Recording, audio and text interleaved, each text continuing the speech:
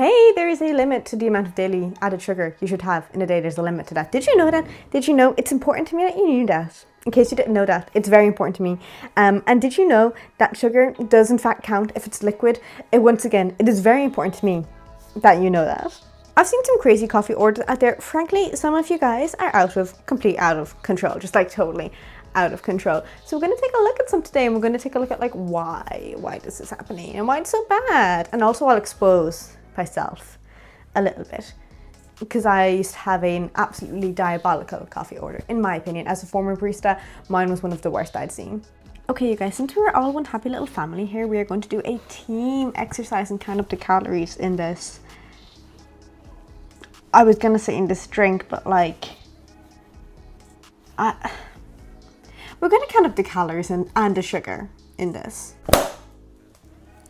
Now I need to open this again. Okay, so this coffee has 4 pumps of white mocha, 4 pumps of peppermint, 4 blonde shots, some 2% milk, some whipped cream, and some dark chocolate curls. They're kind of like, they're just bits of dark chocolate, right? So 4 pumps of white mocha stuff has 240 calories and 44 grams of sugar, added sugar. 4 pumps of peppermint was 80 calories and 20 grams of added sugar. For the record, in this, I am only talking about added sugar. I'm not talking about natural sugar, because our bodies process added and natural sugar slightly differently. So we're just talking about added sugar. The 4 blonde shots are 20 calories. Presumably it's all natural sugar in there. I didn't check for any sugar in them. Then there's the 2% milk. I can't really tell how much is in there, but I'm guesstimating it's about 445 milliliters, which would be 58 calories. Once again, did not check for sugar or for added sugar. It's 12 grams of natural sugar, so we're not going to worry about that. Then the whipped cream, again, like I don't really know how much this is, but your average portion serving could be like 70 calories with 2 grams of added sugar, which sounds wrong. Like I've already triple checked that, but I'm gonna like quintuple check that, and if I'm wrong, I'll put it in editing, but like that doesn't sound right to me, but whatever. And then the dark chocolate bits, 20 calories and 2 grams of added sugar, brings it to a total of 488 calories and 68 grams of added sugar. Remember how I said there is a daily added sugar limit? Well, for women, it is 25 grams of added sugar, and I believe for men it's 34. It's something around that range. 68 in one drink. Okay, video number 2. It's really interesting to me. There is actually a calorie and a sugar count at the end of this video, which makes my life so much easier. And if this count is wrong, well, then we're all going down together, because I'm not really bothered recounting it. But like the interesting thing to me is that it's got 27 grams of protein. It's a protein coffee. Like the person who's ordered this has gone out of their way to get protein in their coffee. And you would think someone who goes out of their way to get protein in their coffee would be a little bit more calorie conscious, a little bit more macro conscious. But no, 650 calorie fucking coffee and 100 grams of sugar. Yes, I'll go fuck myself. You might have seen like the Snickers or the Mars protein bars, which are like, they're protein bars. Like they are bars that have a little bit of protein. I would never consider them to be a protein bar. They don't have enough proteins per calorie, for me at least, to consider them to be a protein bar. And even they're better than this fucking coffee. That being said, the concept of a protein coffee is interesting to me. Insomnia do some, and the macros are not half bad. But the macros of this are like diabolically terrible, awful, really, really bad, terrible. Oh my goodness, they're so awful. Okay, my third example. I tried to flick back my hair. I have my hood up. We're not going to worry about that. My third example is from Dunkin, and according to some people, a lot of the coffees in these style videos are actually like creamers. Like people are bringing them home to use as creamer, which creamer is like a crazy concept to me. As a European, we don't really have creamer. Like I'm sure if I tried, I could find creamer over here, but I've never seen it in someone's house. And if I've seen it on a shelf, it's been completely subconsciously. Like I cannot remember a time that I've seen it on a shelf. Creamer is a crazy, crazy concept to me. We use sugar and milk at most, but whatever. So let's count up the sugar and the calories in this potential creamer. I'm choosing to believe it's a creamer because if someone's drinking this straight, we're all cooked. So the 23 sugars, a serving of sugar at Dunkin is 4 grams. So that is 92 grams of added sugar for 356 calories.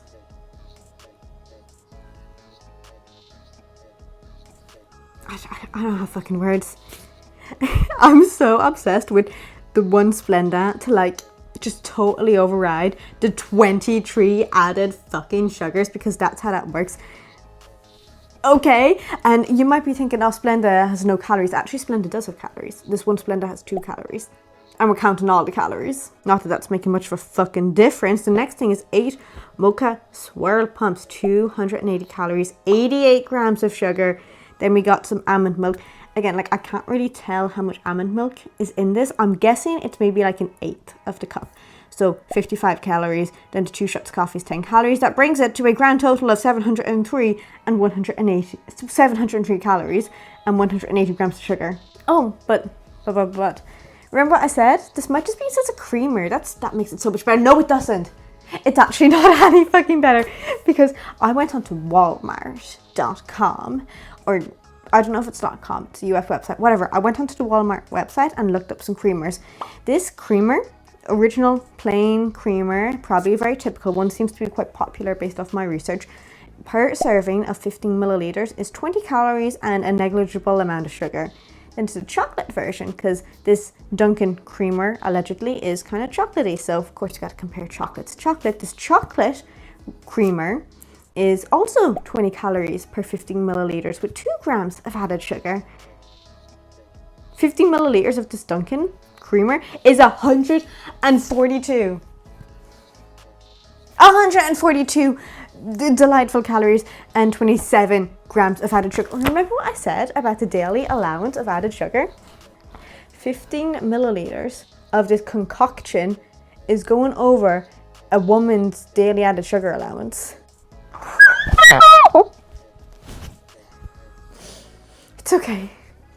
I'm fine. Thanks for asking. Now, as promised, I'll expose myself from the past, 'cause I'm no perfect angel either. I used to be a barista, which meant I had access to all like the funky syrups and stuff. So here is my old coffee order. It was a mocha with extra hazelnut syrup and some different milks. So we'll count it up. Espresso was 3 calories. At this time, I could not handle my caffeine. It made me feel so sick. So single espresso, 3 calories. For the chocolate powder, I always did a heaped, like a very heaped scoop. I don't know exactly how much, but I'm guesstimating 20 grams, so we're going to say 80 calories. The syrups, Da Vinci hazelnut syrup, in case you are interested, so good. 75 calories on syrup, which is crazy to me. Then for the milk, sometimes I use skimmed, sometimes I use whole, sometimes I choose coconut or oat. So obviously there's different caloric amount of milk there. So depending on what milk I used, the total calories of my old coffee order could range from 242 to 320. Oh my goodness. I saw the 3 and misread as an 8. No, 242 to 320 calories, which was also a 12-ounce cup. And I had this like at minimum 4 times a week. I was doing 4 shifts a week at this place, but they were all like 9 to 10 and a half hour shifts. So sometimes if I was having like a particularly crappy day, I'd get a second one for myself. Or like I'd have like a cake maybe, because like it's a bad shift. I deserve it. So insane to me. I can't believe I used to drink those so much. It's so terrible. My current coffee order now is an Americano, just plain black Americano. Sometimes I'll get some sugar-free syrup in that. If I'm making it at home, I use my protein syrup drops. I love them. They're so good. Oh, wow, like talk about the difference. Oh, but like it's just a treat every now and then. What's the big deal? I'll tell you the big deal.